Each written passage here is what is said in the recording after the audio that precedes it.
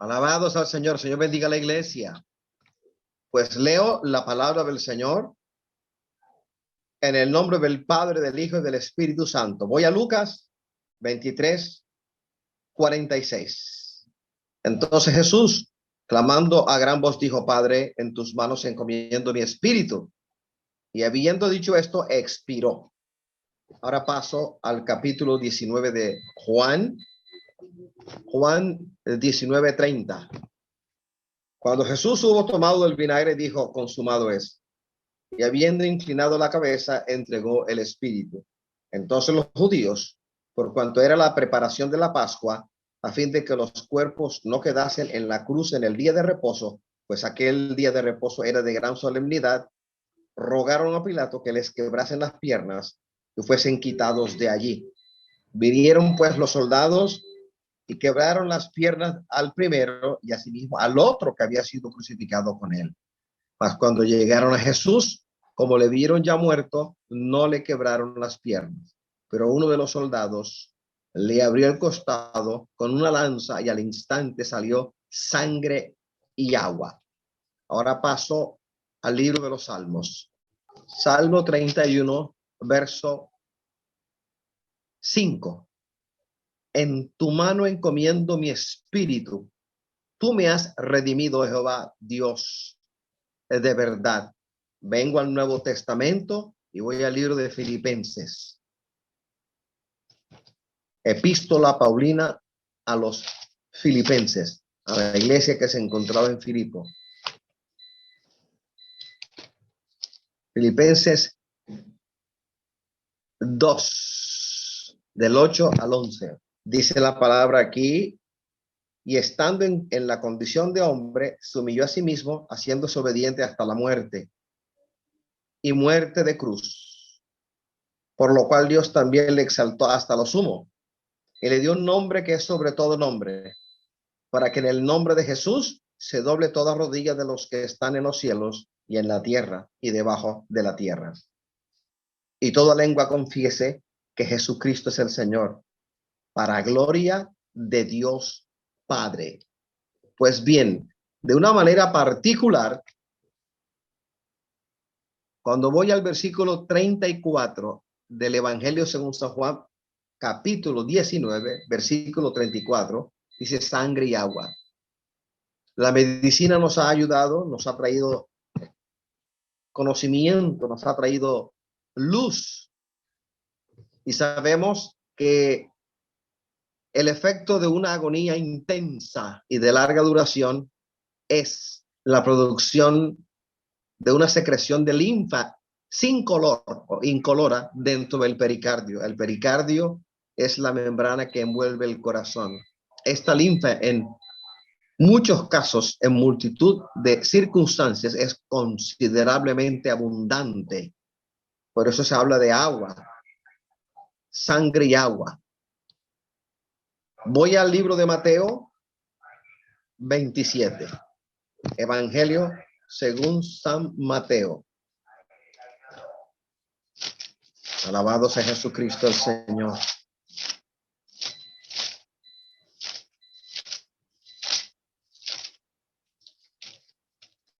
Mateo 27, del 50 al 56.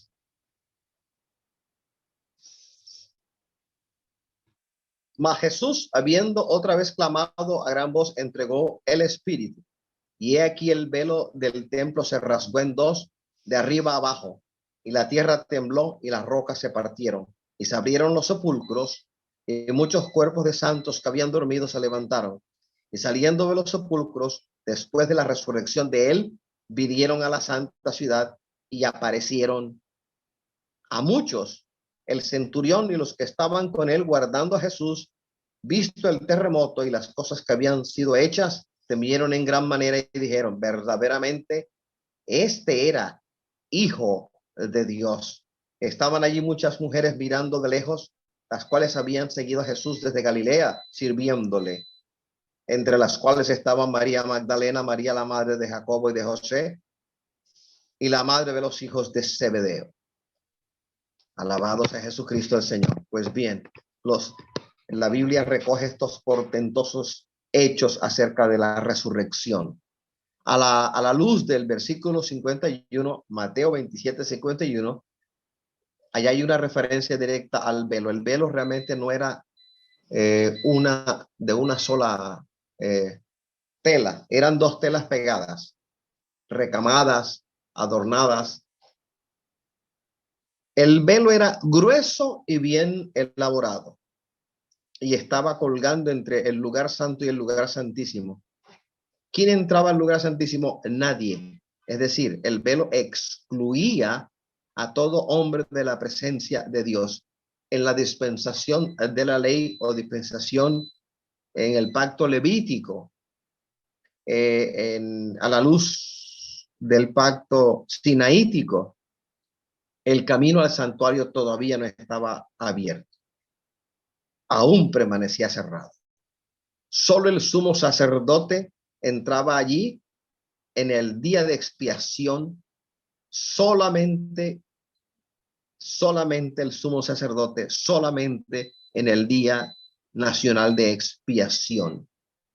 Y entraba rociando la sangre de toros, de cabritos, de machos cabríos hacia la cubierta 7 veces. Según el ordenamiento levítico, le correspondía llevar a cabo este ritual de esta manera. Entraba solamente el día nacional de expiación, no podía sentarse, estaba de pie por un corto tiempo, no por mucho tiempo, y no podía entrar con las manos vacías al lugar santísimo.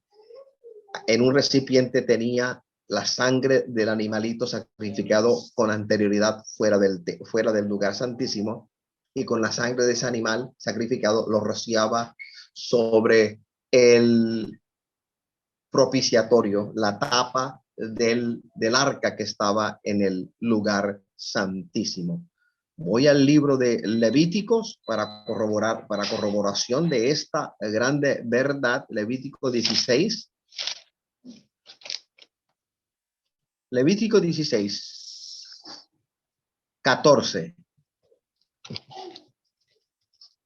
Libro de Levíticos 16, 14. Tomará luego de la sangre del becerro y la rociará con su dedo hacia el propiciatorio al lado oriental. Hacia el propiciatorio esparcirá con su dedo 7 veces de aquella sangre. Así que de esta manera hallamos corroboración en Levítico 16, 14. Así es que durante todo el periodo que correspondió a la ley, 1500 años aproximadamente del pacto sinaítico, esto se llevaba a cabo vez tras vez. Así es que durante un largo periodo o un largo tiempo, el velo permaneció así, velado, cerrado, prohibido para todo hombre hasta la venida de Cristo. Reitero, solo el sumo sacerdote podía entrar, y no todos los días, sino exclusivamente, únicamente en el Día Nacional de Expiación. El séptimo mes, el 10º día de ese mes.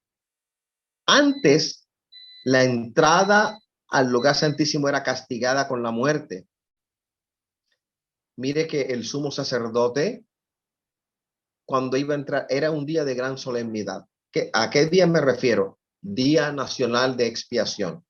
Era un gran día para el pueblo judío. Era una solemne celebración. Aun cuando era solemne y de mucho gozo, permanecía oculto, latente, el temor de que el sumo sacerdote pudiese morir al entrar al lugar santísimo no preparado, no santificado, no en comunión con el Señor. Hasta tal punto que cuando llegaba el Día Nacional de Expiación, el momento en el cual el sumo sacerdote, a quien le correspondía en turnos o en suertes entrar, oficiar, a uno de sus pies, a uno de sus tobillos, ataban una cuerda suficientemente fuerte para que en caso de que el sumo sacerdote muriera, pudieran sacarlo mediante la cuerda. Así que era un día de gran solemnidad. Sin embargo, a la vez había temor de una muerte posible. Así que el lugar santísimo estaba prohibido para el hombre. El lugar santísimo estaba prohibido para el hombre. Recuerde que el lugar santísimo era el lugar más recóndito. Desde la entrada por el este hacia el lugar santísimo había en el patio, estaba el atrio con unos utensilios colocados allí. Luego venía el rectángulo, la tienda de reunión propiamente dicha, dividida en dos partes. La primera parte era el lugar santo y la parte más recóndita, la más escondida, la que estaba al final, era el lugar santísimo. Este lugar santísimo era parte del mobiliario de la tienda de reunión del tabernáculo. Recuerde que en los tiempos de Salomón, el Señor permitió que se pasase todo el tabernáculo, pasase a ser una sede fija, ya no itinerante, porque el tabernáculo era itinerante. Se recogían los pertrechos según la ordenanza, según la guía del poder de Dios, e iban de un lugar a otro señalado previamente por el Señor, hasta que finalmente llegaron a la sede fija, el templo en Jerusalén. Pero nadie podía entrar excepto un lugar, excepto, como lo hemos dicho, hasta la saciedad, el sacerdote sumo o sumo sacerdote.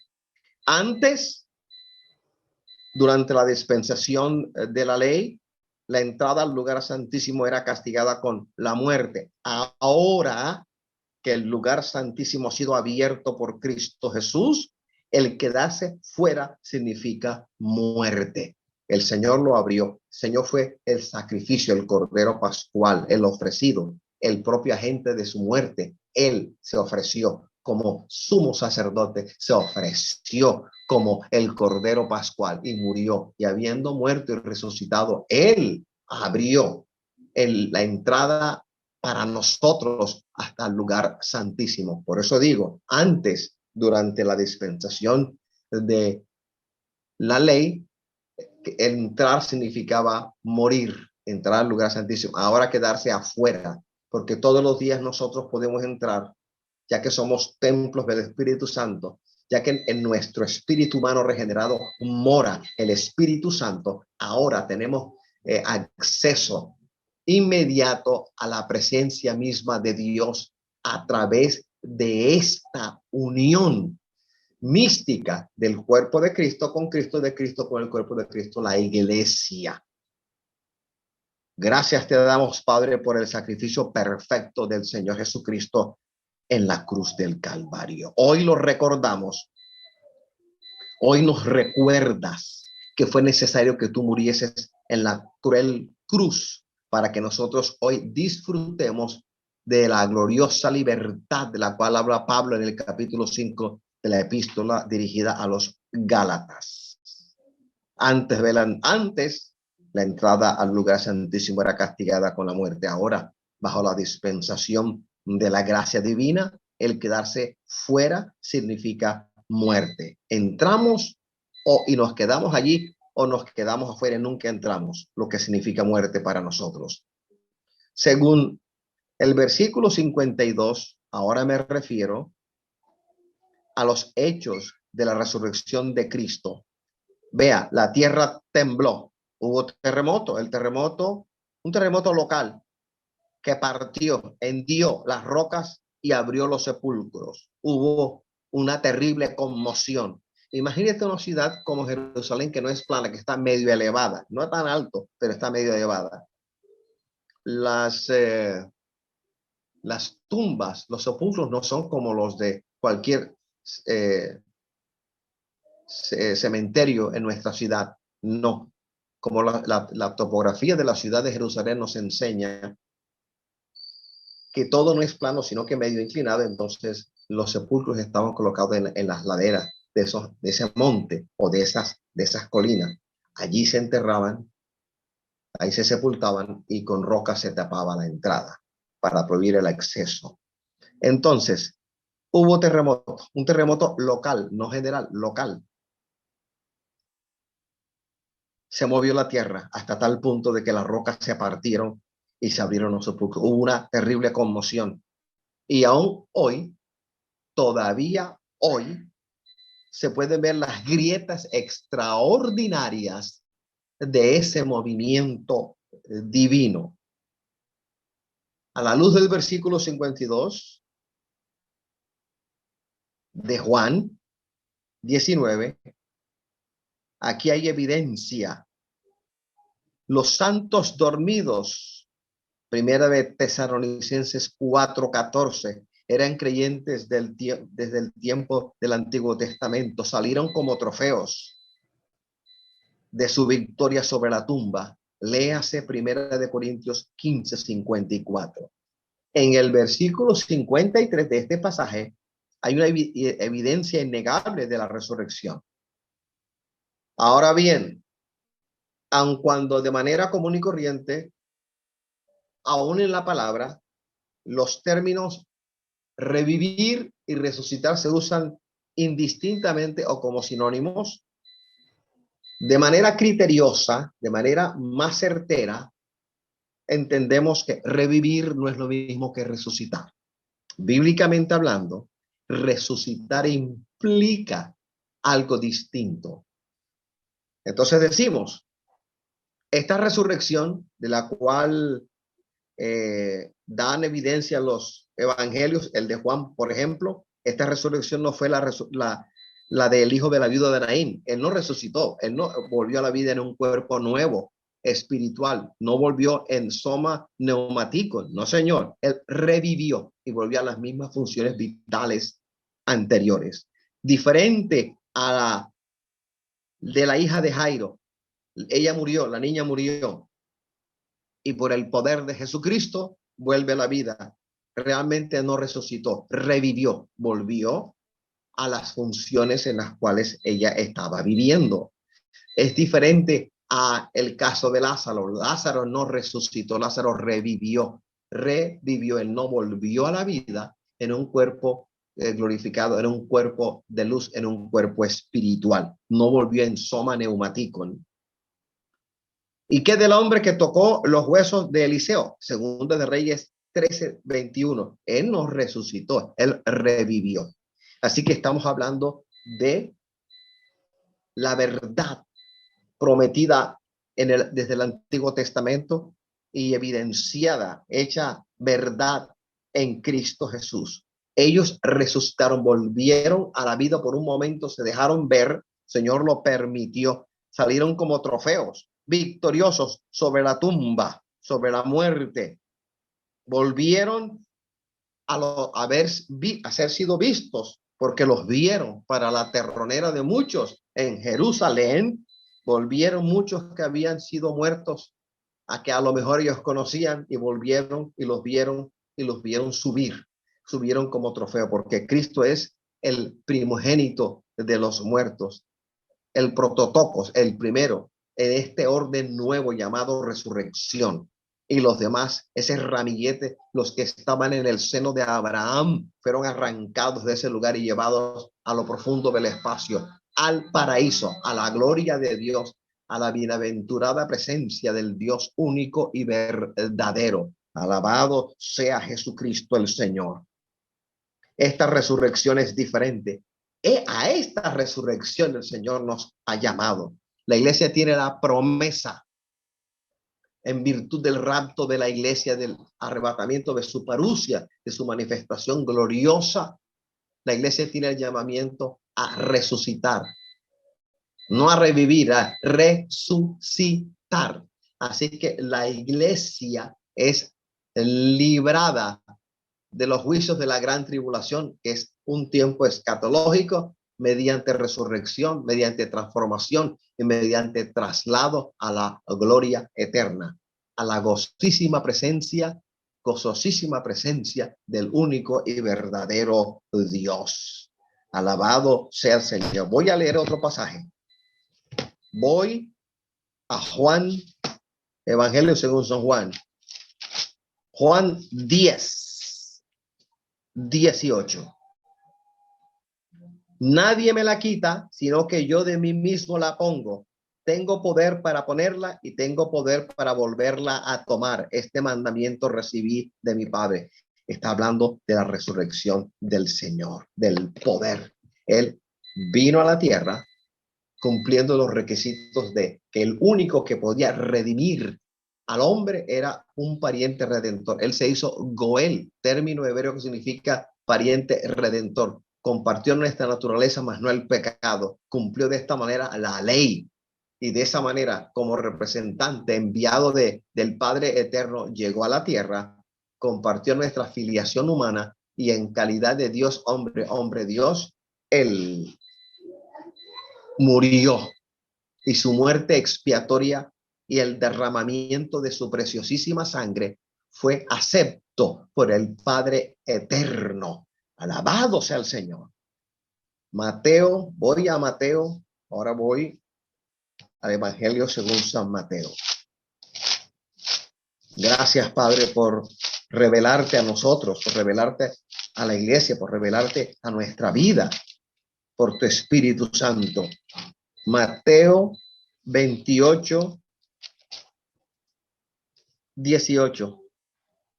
Y Jesús se acercó y les habló diciendo: toda potestad me es dada en el cielo y en la tierra. Nadie, ni en el cielo, ni en la tierra, ni debajo de la tierra, tiene el poder del Señor. El nombre de Jesucristo es nombre que es sobre todo nombre, que se menciona ahora y después, en este siglo y en el venidero. El nombre del Señor es sobre toda potestad, autoridad. Él es el gran yo soy, el que soy. Él es el yo soy del capítulo 10 de Juan. Él es el Cristo que resucitó y que está con nosotros. Alabado sea el Señor. Voy al libro de Hebreos. Vamos a proseguir. Libro de Hebreos.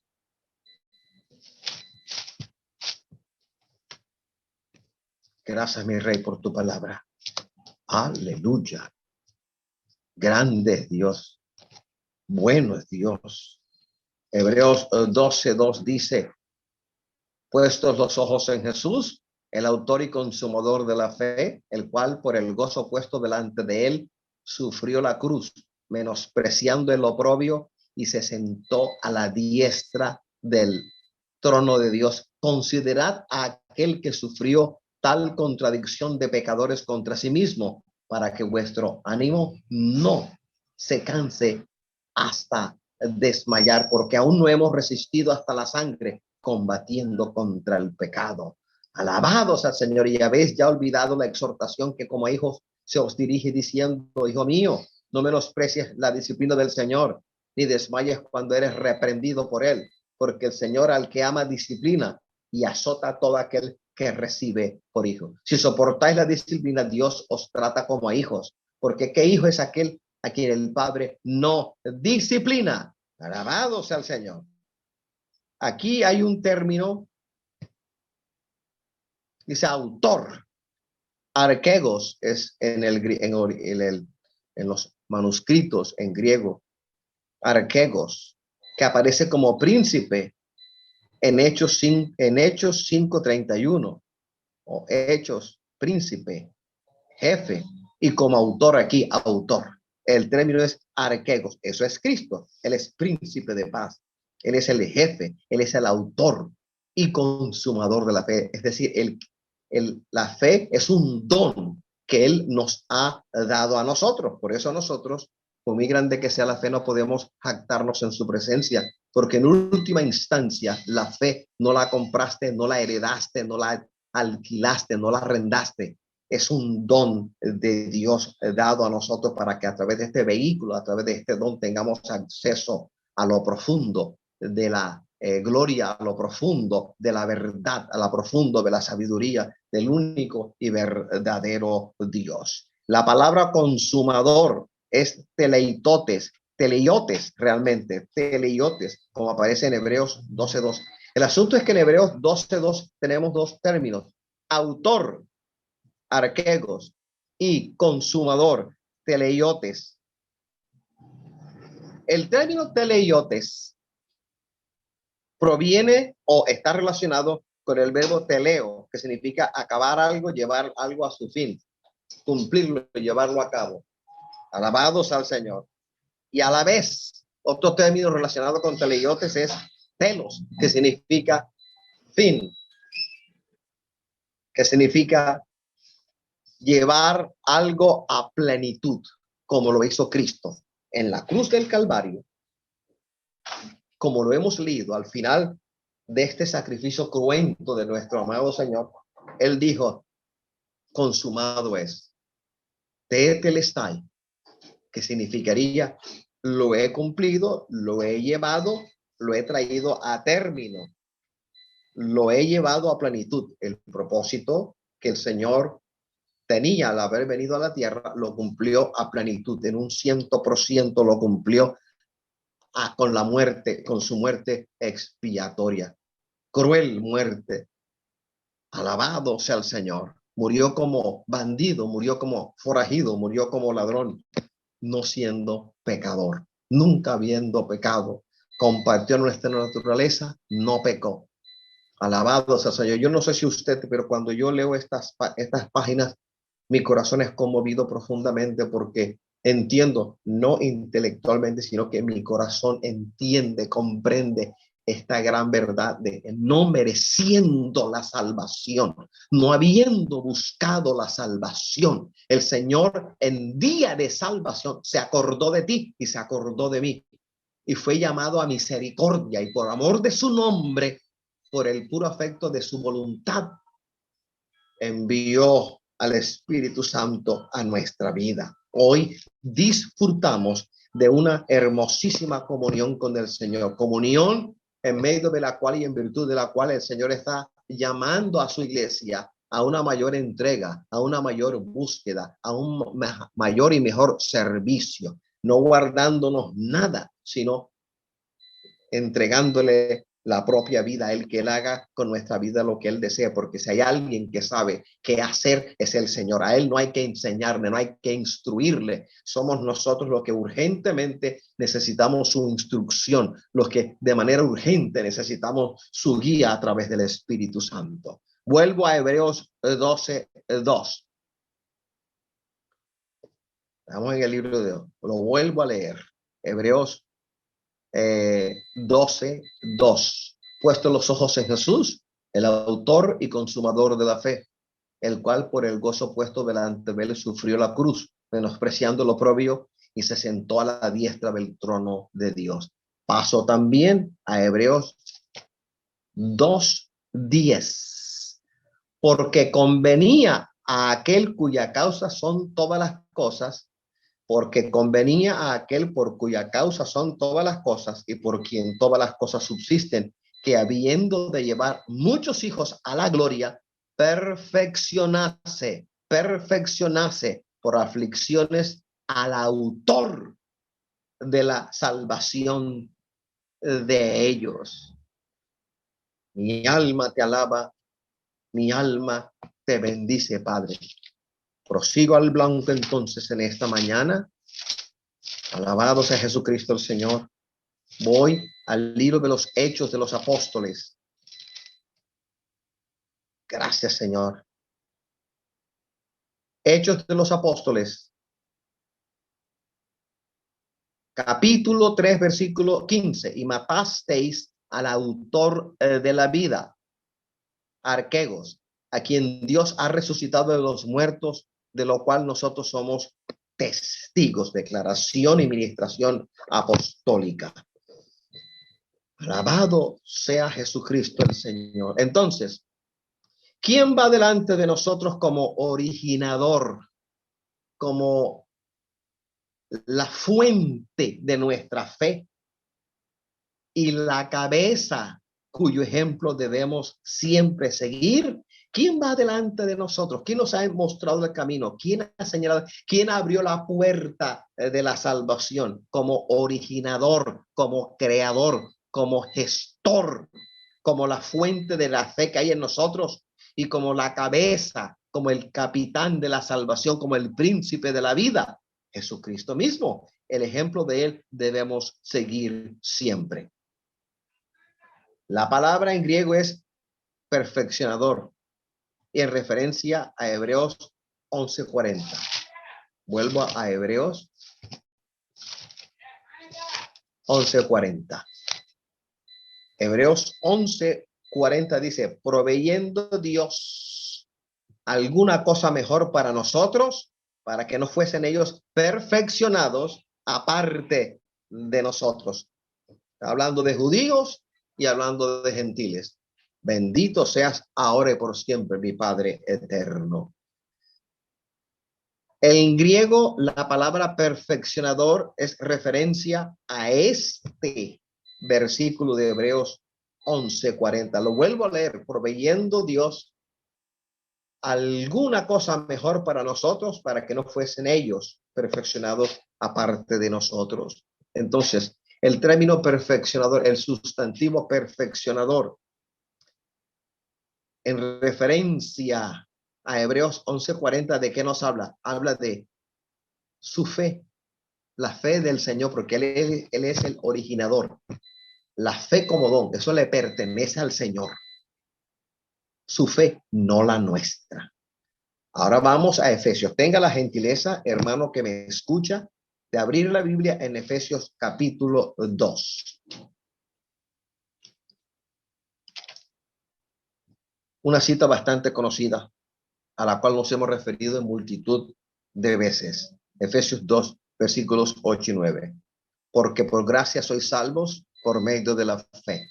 Y esto no de vosotros, pues es don de Dios, no por obras, para que nadie se gloríe. Entonces, podemos concluir que la salvación ha llegado por nosotros a través de la gracia divina y el vehículo que el Señor ha provisto, que ha suministrado, es la fe. La fe es un don de Dios.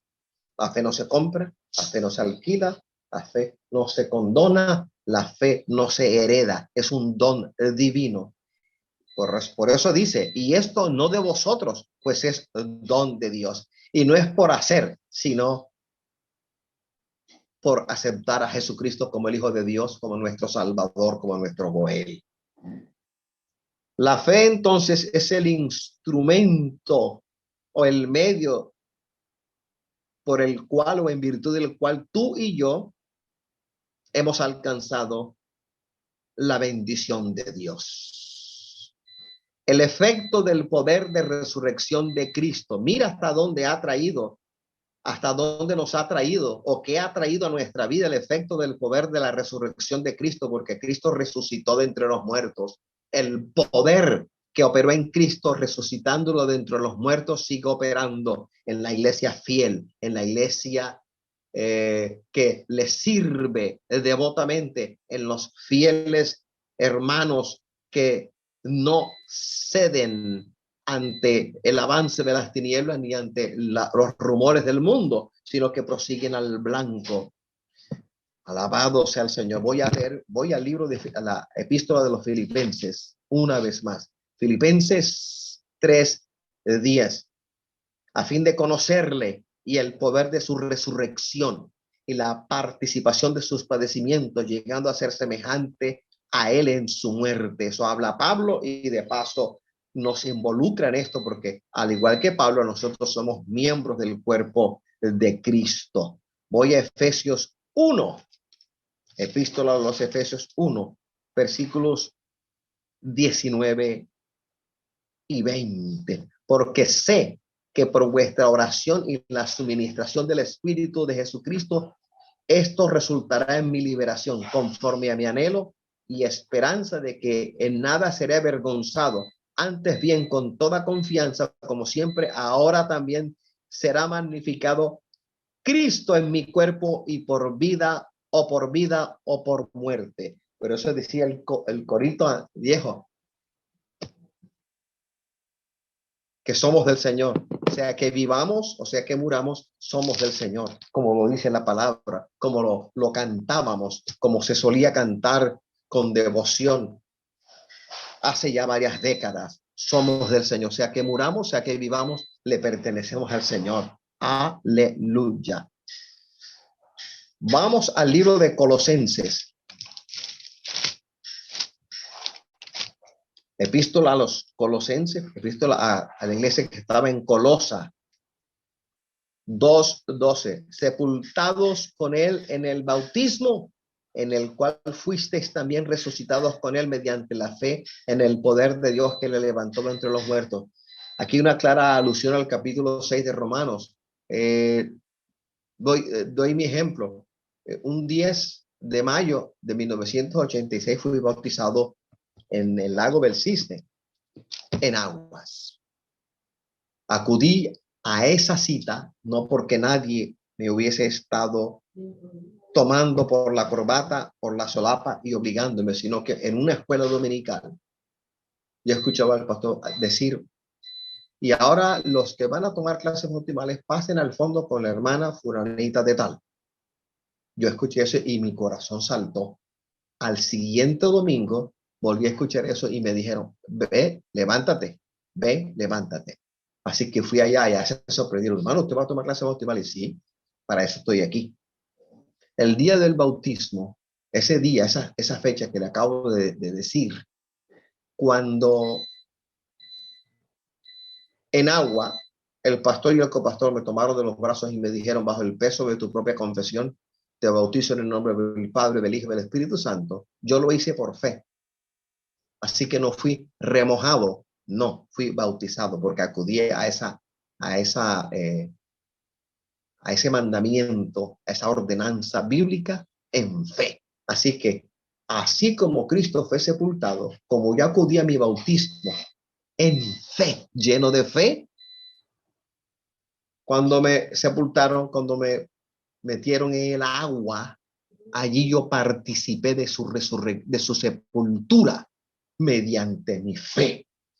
Y cuando los dos, pastor y copastor, me sacaron del agua y me dieron un abrazo, cuando me sacaron del agua, yo participé de su resurrección mediante la fe. Por eso no podemos obligar a ninguno, aun cuando haya tomado 1000 clases bautismales, a bautizarse, porque si lo hace sin fe, es un remojo, es un chapuzón, no es bautismo. Y aquí Colosenses 2:12 nos lo recuerda. Entonces, Cristo es el agente meritorio de la fe. La fe es el instrumento o el medio de parte de nosotros. Así que el acto de creer o la fe nuestra no proviene de nosotros, no es heredada, no es permutada, no es comprada, no es adquirida de ningún medio, no, es el Dios del cielo enviando a su Espíritu Santo a persuadirnos de pecado, a arrinconarnos, a tenernos a pita corta y así tratar con nosotros. Juan 16:8 lo puede leer en su casa. El Señor, por su Espíritu Santo, nos convenció, nos persuadió de pecado y puso en nosotros este don. Es un don. Así que el agente meritorio, el creador, originador, gestor de la fe es Cristo Jesús.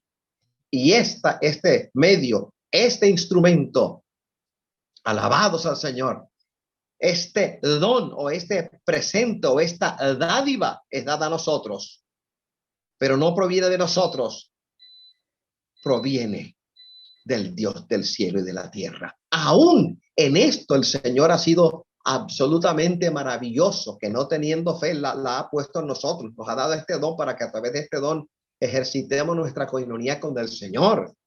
Dios entonces justifica al hombre no por el mérito de su creencia. El Señor no nos justifica a nosotros por el mérito de creer en Él, sino por el mérito de aquel en quien creemos, porque la fe viene de Cristo, es de Cristo. Él la originó, Él la perfeccionó, Él la gestó y Él la ha puesto en nosotros como don, como dádiva, a través de la administración del poder del Espíritu Santo. Sea la gloria, la honra, la magnificencia y el señorío a aquel que murió y se levantó de entre los muertos para nunca más morir, y sea de nosotros el gozo de disfrutar su coinonía, su presencia, sea de nosotros el gozo de servirle. Alabanzas al que vive y reina por los siglos de los siglos. Aleluya. Y selende y amasó que terra la macandara la saikian senseikia. Dios, repito, no justifica al hombre por nada, sino por el mérito de aquel a quien creemos. Cuando yo creo, cuando yo tengo fe, ¿en quién la tengo? En Jesucristo. Él es el gestor. A la gloria sea para nuestro amado Señor. Así que la fe viene por los medios de los cuales tenemos que valernos. La iniciación, el crecimiento de la fe es de parte del Espíritu Santo a través del nuevo nacimiento, a través de la iluminación interna del alma. Ezequiel 36, 26 y 27, esos dos versículos. Esos dos versículos nos traen claridad, nos traen luz acerca del capítulo 3 de Juan, que es el nuevo nacimiento, el encuentro que Nicodemo, un encuentro nocturno que tuvo con nuestro amado Señor Jesucristo. Ezequiel 36, 26 dice: os daré corazón nuevo y pondré espíritu nuevo dentro de vosotros, y quitaré de vuestra carne el corazón de piedra y os daré un corazón de carne. Esto se llama, en pocas palabras, regeneración. La labor que el Espíritu Santo hizo en nuestra vida, de venir, tratar con nosotros, y cuando digo tratar con nosotros es persuadirnos, no por medios humanos, sino sobrenaturales, de la condición triste, pecaminosa en la cual estábamos. El versículo siguiente, el 27, agrega: y pondré dentro de vosotros mi espíritu. Nótese que en el versículo 26 la palabra espíritu aparece una vez en letra minúscula, en tanto que en el versículo 27 la palabra espíritu es con mayúscula. Así que en el 26 habla de nuestro espíritu humano regenerado, tocado, iluminado, y en el 27 está hablando del Espíritu Santo, del Paracletos, de nuestro abogado. Y pondré dentro de vosotros mi espíritu y haré que andéis en mis estatutos y guardéis mis preceptos y los pongáis por obra. Bendito y alabado sea el Dios del cielo. O sea, a mí me toca creer, nunca dejar de creer y obedecer, y nunca dejar de obedecer, para que esta gran bendición, este gran milagro, esta gran verdad que es la iniciación de toda esta bendición, nunca se apague, que la puerta de la bendición nunca se cierre. Es el Espíritu Santo, es el Espíritu Santo. Así que la fe viene por los medios de los cuales tenemos que valernos. Primero la fe. Vamos, o regresemos al Nuevo Testamento. Voy al libro de Romanos. Romanos. Gracias, Señor, por el Logos, por tu bendita palabra. Romanos 10, 17, una cita que ya conocemos, 10, 17. Así que la fe es por el oír y el oír por la palabra de Dios. Ese es un medio que el Señor nos ha dado. Y la oración. Y para ello me retrotraigo al Evangelio de Lucas. Lucas 11:13. Lucas 11:13. Pues si vosotros, siendo malos, sabéis dar buenas dádivas a vuestros hijos, cuánto más vuestro Padre Celestial dará el Espíritu Santo a los que lo pidan. Fe y oración. ¿Qué dice Mateo 7:7? Pedid y se os dará, buscad y hallaréis, llamad y se os abrirá, porque todo aquel que pide recibe, y el que busca y el que llama se le abrirá. Los medios por los cuales la fe nos viene y de los medios de los cuales podemos valernos es fe en acción y oración. Sin embargo, mi hermano, sí, yo tengo que ejercitar mi fe. No debo dejar de creer. No creeré lo que escuche, no creeré lo que sienta, no creeré lo que vea. No lo voy a hacer. Creeré al Señor Jesucristo, creeré a su palabra. Eso es cierto. Y no dejaremos de orar, porque el Señor nos exhorta, nos pide que pidamos, que oremos, que clamemos a Él. El Salmo 50, verso 15 dice: e invócame en el día de la angustia, te libraré y tú me honrarás. Una clara alusión, una clara invitación para que nosotros, cuando estemos angustiados, cuando estemos rodeados de fieras ondas del mar, cuando el enemigo quiera hacer daño a nuestra familia, a nosotros mismos, en esa circunstancia aciaga, en esa circunstancia triste, arrinconada, podamos clamar al único y verdadero Dios. Sin embargo, la bendición viene completamente de Dios. A Él la gloria, a Él la honra, a Él la majestuosidad, a Él la majestad, de Él el trono, de Él la bendición. Él es el todo en todo, a quien tenemos que alabar, bendecir y servir. Voy al Nuevo Testamento. Primera de Corintios, capítulo 3. 2 versículos voy a leer. Primera de Corintios 3, el versículo 6 y el 7. Dice, yo planté, hablando Pablo, yo planté, Apolos regó, pero el crecimiento lo ha dado Dios. En el versículo 7 Pablo dice, así que ni el que planta es algo, ni el que riega, sino Dios que da el crecimiento. Esta obra maravillosa que el Señor ha empezado en nosotros y ha venido desarrollando es completamente de parte de Dios. Ahora bien, la palabra de fe que quiero compartir en esta mañana contigo es esta. A menudo o con frecuencia inusitada nosotros oramos, nos metemos en 1 o 2 o más horas de oración orando en el Espíritu, es decir, en lenguas, u orando con el entendimiento, en nuestro caso orando en español. Y salimos agigantados de este periodo de oración, agigantados ante la adversidad que está a nuestro frente, pregonando victoria. ¿Y sabe qué ocurre? A veces no, con frecuencia inusitada, olvidamos, pasamos por alto que nuestra fe, por muy gigantesca, grande que sea, empieza con Cristo y termina en Cristo. Él es el autor y consumador de la fe. La fe empieza en Él y termina en Él. Es decir, el propósito de la fe nos lleva a estar en Cristo y termina en Cristo. Él es el autor y consumador. Más allá, no hay espacio para nuestra fe, que es un don de Dios. Es decir, reitero, por muy grande que sea tu fe, mi hermana y mi hermano, ¿sabes dónde empieza tu fe? En Cristo. ¿Y sabes dónde termina? Porque no va más allá de Cristo, termina en Cristo Jesús, Señor nuestro. Nuestra fe no va más allá de quien nos la ha dado como don, como vehículo para tener acceso a los tesoros de Jehová. Nadie entonces puede sobrepasar los designios de Dios, que son soberanos.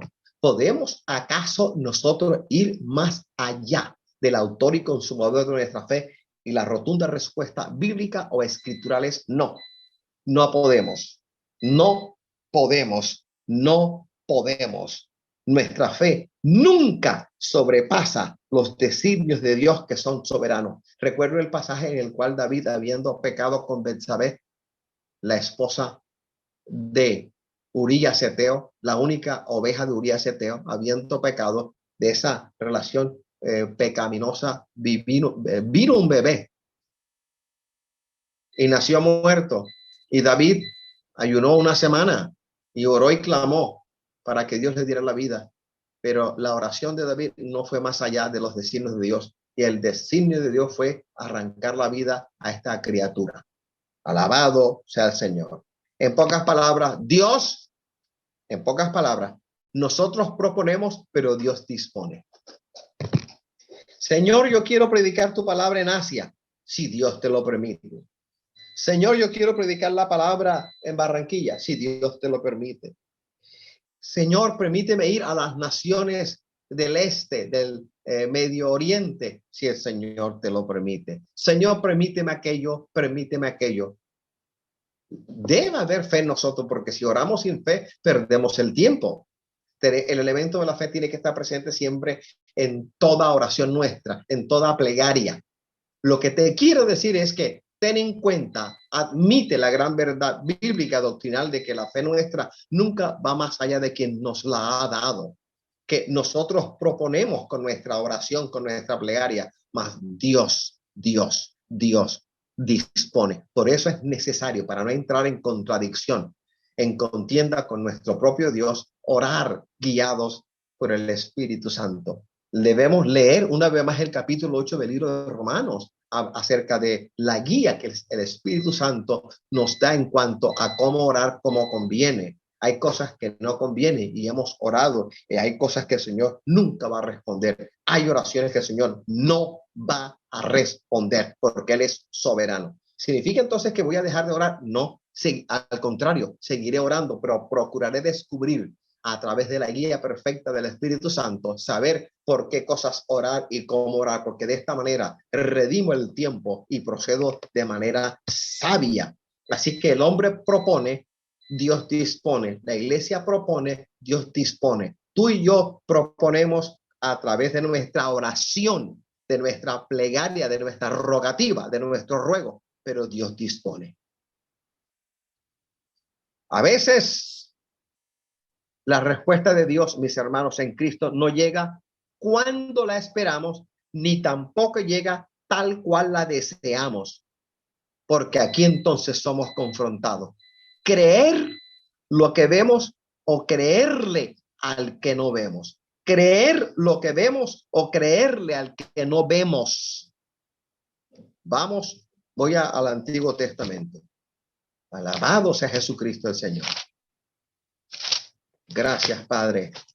Mi alma te alaba y te bendice.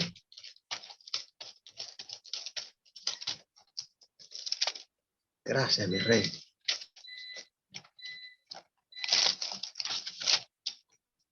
Libro de Joel, capítulo 2, versículo 13. Ceñíos y lamentad, sacerdotes. No, esa no es la cita. Es Joel 2:13. 2:13 dice: rasgad vuestro corazón y no vuestros vestidos, y convertíos a Jehová vuestro Dios, porque misericordioso es y clemente, tardo para la ira y grande en misericordia, y que se duele del castigo. Gracias, mi Rey. Salmo 50, verso 15. E invócame en el día de la angustia, te libraré y tú me honrarás. Ve, hermano, la vida del cristiano, una vida cristiana sin oración está absolutamente fuera de la voluntad de Dios.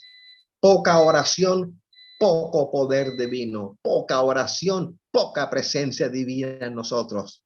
Nuestra oración, cuando oramos, cuando yo clamo, oro al Señor, cuando clamamos al Señor, cuando llegamos a Él, llorando, gritando, rasgando el corazón, de rodillas, de bruces en el piso o de pie, como fuere, cuando llegamos ante el Señor y a Él clamamos, a Él pedimos ayuda en oración, en intercesión, en rogativa. Cuando las lágrimas empañan nuestros ojos hasta tal punto que aun cuando abramos los ojos no vamos a ver nada. Cuando llegamos al extremo de estar orando y el Espíritu Santo te mueve a hablar en lenguas desconocidas, en ese momento tu entendimiento queda un fruto, pero tu espíritu es, aleluya, lleno del Espíritu Santo. En ese momento hablas profundidad, sabiduría de Dios. Cuando esas cosas ocurren, el acto de orar, de clamar al Señor, significa dependemos de Dios y del poder de su fuerza. Cuando nos humillamos ante su augusta presencia, reconociendo lo que somos, nada sin el Señor, y reconociendo lo que Él es, el único y verdadero Dios, cuando nos presentamos ante el Señor, orando de esta manera sencilla, profunda, honesta, allí está. Ahí estás tú, ahí estoy yo, dependiendo, orar al Señor y pedirle a Él por una salvación, pedirle a Él por una puerta abierta, pedirle a Él por una salida a un problema. Es reconocer que dependemos de sus bondades, dependemos de sus misericordias. Así es que orar es decirle al Señor, vengo a ti, clamo a ti porque yo no puedo más. Tú eres quien puede. Vengo a ti y confío en ti y en el poder de tu fuerza. Alabado sea el Señor. Eso es humillarse ante el Señor. Ahora bien, cuando estamos orando durante el periodo de oración, hay cosas que ocurren, cosas maravillosas que no vemos, que nuestros ojos no aprecian, que ocurren. Hay cosas maravillosas. Hay cosas que ocurren en la medida en que oramos. Voy a la palabra. Vamos a la palabra. Gracias, mi rey. Vamos a Segundo de Timoteo. Segundo de Timoteo, capítulo 2. Segundo de Timoteo 2. Los primeros 4. No, es primero de Timoteo, hermanos. Primero de Timoteo 4. Primero de Timoteo 2, los primeros 4 versículos.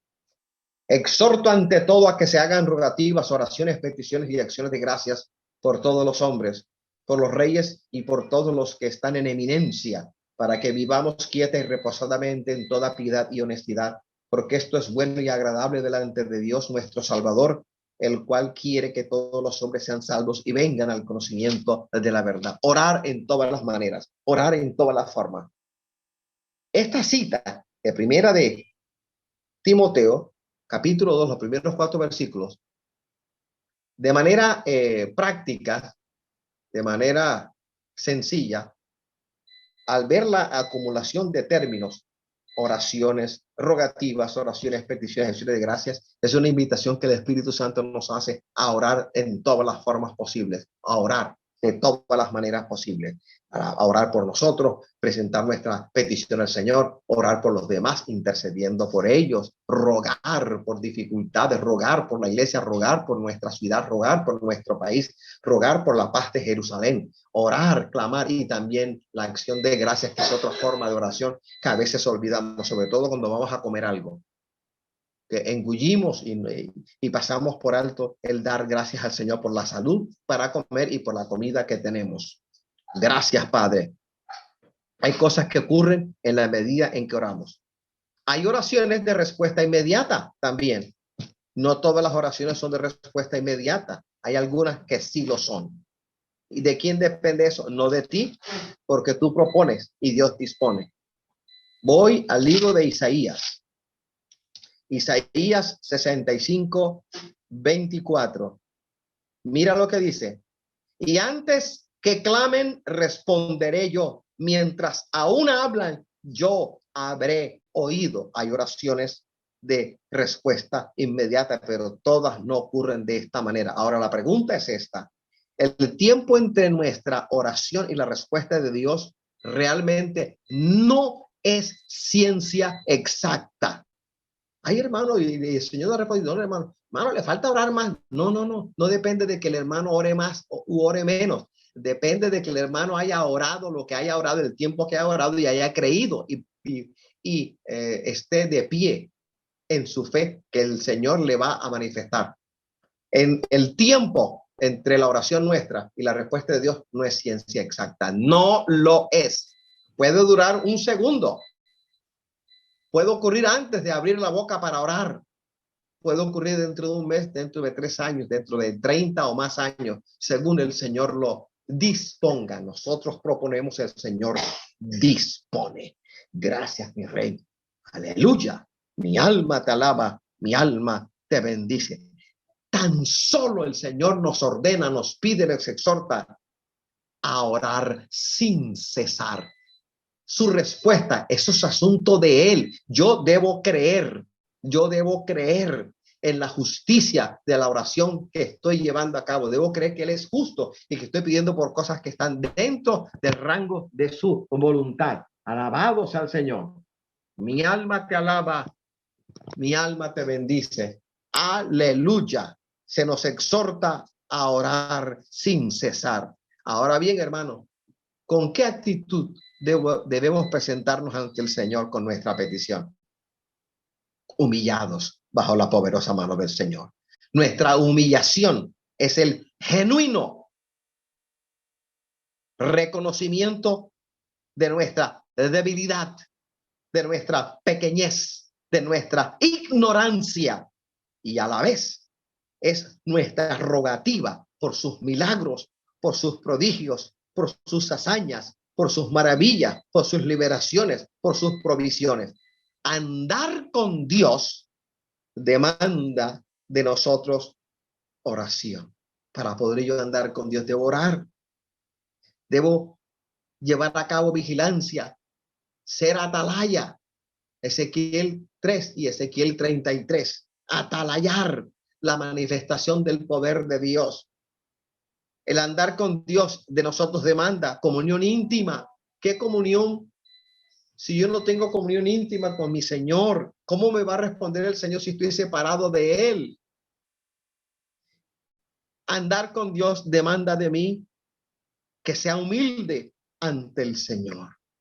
Vamos al Evangelio. Gracias, mi Rey. El Evangelio según San Juan. O mejor aún, vamos a las epístolas juaninas.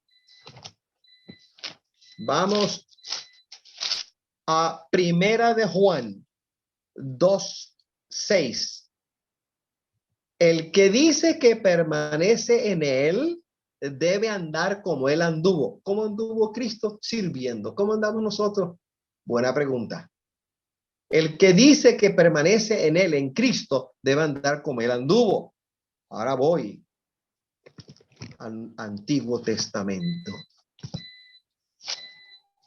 Bendito sea el Dios del cielo, a quien alabamos y bendecimos en esta hora. Mira lo que le dice el Señor a Abraham en Génesis 17:1. Era Abraham de edad de 99 años cuando le apareció Jehová y le dijo: yo soy el Dios todopoderoso. Anda delante de mí y sé perfecto, y pondré mi pacto entre mí y ti, y te multiplicaré en gran manera. Entonces Abraham se postró sobre su rostro, y Dios habló con él diciendo: he aquí mi pacto es contigo, y serás padre de muchedumbre de gentes, y no se llamará más tu nombre Abraham, sino que será tu nombre Abraham, porque te he puesto por padre de muchedumbre de gentes, y te multiplicaré en gran manera, y haré naciones de ti, y reyes saldrán de ti, y estableceré mi pacto entre mí y ti, y tu descendencia después de ti en sus generaciones, por pacto perpetuo, para ser tu Dios y el de tu descendencia después de ti. Alabado sea el Todopoderoso. Dios es Dios de pacto. Somos salvos por la sangre del nuevo pacto. Somos libres por la sangre del nuevo pacto. Somos hijos de Dios de entrañable misericordia en virtud del poder de la sangre del nuevo pacto. Alabados al Señor. Gracias, mi Rey. Voy al libro de Mateo. Mateo. Nuevo Testamento, Mateo 26. Mateo 26. Mateo 26. Aleluya. A partir del 36. Entonces Jesús llegó con ellos a un lugar que se llama Getsemaní y dijo a sus discípulos: sentaos aquí, entre tanto que yo voy allí y oro. Y tomando a Pedro y a los dos hijos de Zebedeo, comenzó a entristecerse y a angustiarse en gran manera. Entonces Jesús les dijo: mi alma está muy triste hasta la muerte. Quedaos aquí y velad conmigo. Yendo un poco adelante, se postró sobre su rostro y orando y diciendo: Padre mío, si es posible, pase de mí esta copa, pero no sea como yo quiero, sino como tú. Vino pues a sus discípulos y los halló durmiendo y dijo a Pedro: así que no habéis podido velar conmigo una hora. Velad y orad para que no entréis en tentación. El espíritu, la verdad, está dispuesto, pero la carne es débil. Otra vez fue y oró por segunda vez diciendo: Padre mío, si no puede pasar de mí esta copa sin que yo la beba, hágase tu voluntad. Vino otra vez y los halló durmiendo, porque los ojos de ellos estaban cargados de sueño. Y dejándolos, se fue de nuevo y oró por tercera vez diciendo las mismas palabras. Entonces vino Jesús a sus discípulos y les dijo: dormid ya y descansad. He aquí ha llegado la hora y el Hijo del Hombre es entregado en manos de pecadores. Levantaos, vamos, ved, se acerca el que me entrega, Judas. ¿Por qué hago alusión a esta cita bíblica? Te pregunto, y me pregunto, si Jesús, siendo Dios, oraba constantemente, intensamente, nosotros que no somos Dios, ¿no vamos a orar? Si Jesús, siendo Dios, oraba así, intensamente, constantemente, nosotros que no lo somos, ¿cómo que no vamos a orar? ¿Cómo que no vamos a interceder? ¿Cómo que no vamos a clamar al Dios Todopoderoso? Debemos entonces orar con fe, orar con fe, orar con fe, que en nosotros ya se ha producido un milagro, el milagro del nuevo nacimiento, nuestro espíritu humano regenerado, en el cual mora la presencia sin igual del Espíritu Santo de Dios. Mi alma te alaba, Padre, mi alma te bendice. ¿Qué dice una famosa cita? Hebreos 11:1. Es pues la fe, la certeza de lo que se espera, la convicción de lo que no se ve. A mí el Espíritu Santo hace mucho tiempo, un sábado de instituto bíblico, me decía: yo sé que tú tienes fe, pero déjame decirte, la fe es la esencia de lo imposible. Cree y yo lo haré. Eso se me dijo, eso te digo ahora, eso comparto contigo. Voy a otra cita bíblica. Gracias, Padre. Voy a segunda de Corintios. Segunda de Corintios. Segunda de Corintios